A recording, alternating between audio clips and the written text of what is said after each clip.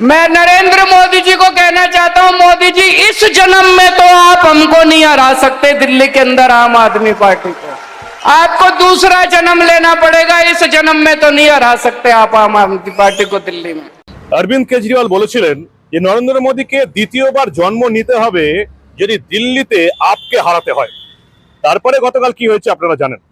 আসলে মানুষ ভুলে যায় যে অহংকারই পতনের সবচেয়ে বড় কারণ। দিল্লিবাসী তো আপকে মনে পড়িয়ে দিয়েছে।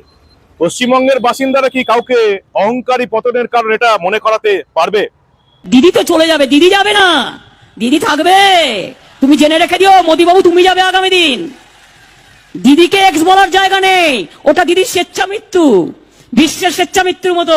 তোমাকে তো এক্স কাল আমরা করবোই, বাংলা জিতে দিল্লিতে ঝাঁপাবো এবং তারপরে দেশ থেকে তোমাকে কি করে বিদায় করতে হয় রাজনৈতিক ভাবে সেটা আমরা দেখবো। বাংলা নেবে এত সস্তা, ছেলের হাতের মোয়া।